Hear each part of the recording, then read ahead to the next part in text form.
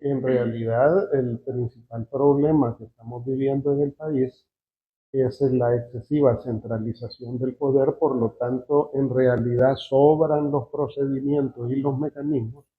Eugenio Chicas expresa que el problema real del país es la centralización del poder que tiene el gobierno de Nayib Bukele, donde sobran los procedimientos y mecanismos en caso de elegir a magistrados.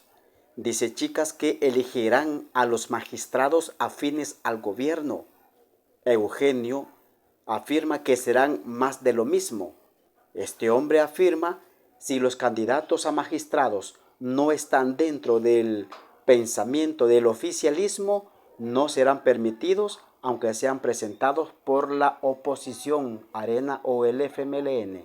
Escuchemos a Eugenio Chicas. En realidad, el principal problema que estamos viviendo en el país es la excesiva centralización del poder, por lo tanto, en realidad sobran los procedimientos y los mecanismos, cuando todos sabemos que en definitiva lo que se va a terminar eligiendo en la Asamblea Legislativa será una institución o magistrados que sean afines al oficialismo. O sea, realmente, más allá de que se cumplan los términos de ley, los procedimientos, los mecanismos, en definitiva el problema esencial del país es que estamos ante una centralización del poder que no va a cambiar con la celebración de estos procedimientos, lastimosamente. O sea, lo que vamos a seguir teniendo es más de lo mismo, o sea, una excesiva centralización del poder, porque en definitiva, bueno, de eso han habido varias señales. Una señal ha sido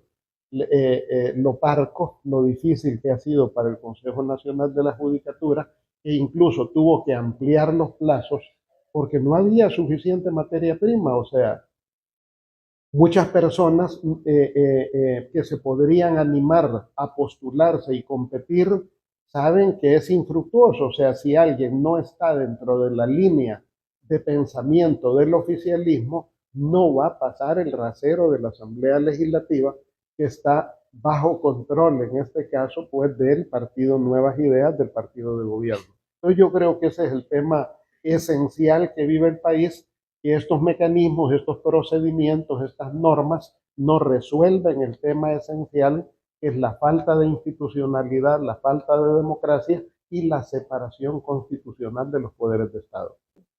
Bueno, hay un procedimiento constitucional que establece el artículo 203 de la Constitución, y es que los partidos presenten, postulen propuestas de personas que no sean orgánicas de sus filas, que no sean afiliados de sus partidos, y a estas personas las puedan proponer en ternas, y es la legislatura la que tiene la potestad de poder escoger dentro de esa terna, entrevistar a esas personas, valorar su currículum, valorar sus respuestas y sobre eso elegir.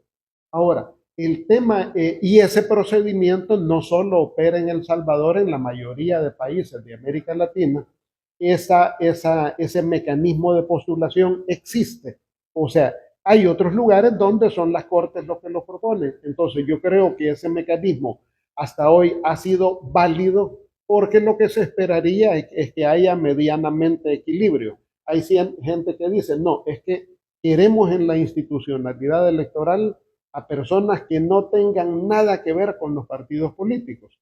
Bueno, es imposible eso. ¿Por qué? Porque cada ciudadano tiene su corazoncito puesto en alguna parte del espectro político, en la izquierda, en la derecha, en el centro, simpatiza con el partido A, con el B o con el C. La única manera de poner personas asépticas en esos cargos es, bueno, convocando a la Corte Celestial, pero la Corte Celestial no se ocupa de los temas electorales. Entonces, por lo tanto, la realidad es, no se puede despolitizar ni despartidizar un tema que en definitiva va a pasar por el mayor filtro partidario, que es la Asamblea Legislativa. Y ese filtro partidario está dominado por una sola fuerza política. Por lo tanto, quienes crean ilusamente de que se puede despolitizar, despartidizar el mecanismo de constitución del Tribunal Supremo Electoral, pues van a dormir un dulce sueño, porque eso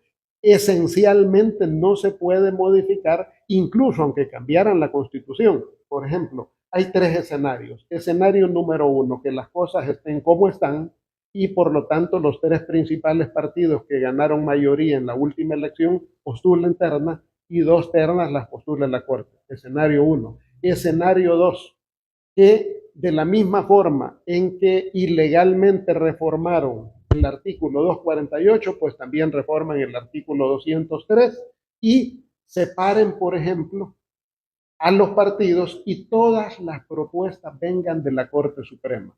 ¿Qué va a pasar si los partidos no postulan, sino que la Corte Suprema envía las 5 ternas, como mencionaron algunas personas de Nuevas Ideas?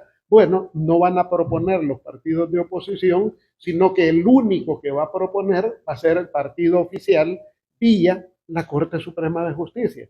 ¿Se va a despartidizar el sistema? No, va a quedar en manos de un partido político. Tercer escenario, que se separen las facultades administrativas y jurisdiccionales, tal como ocurrió en la última década en Honduras y en República Dominicana, que separaron el ente administrativo que ve las cosas técnico-electorales del ente jurisdiccional que ejerce justicia en materia electoral. Pero igual vamos a tener un órgano partidizado, politizado. ¿Por qué? Porque hay una fuerza política que de la misma manera que ha controlado la Corte de Cuentas, que ha controlado la legislatura, que ha controlado el Poder Judicial, no va a dejar de controlar al Tribunal Supremo Electoral.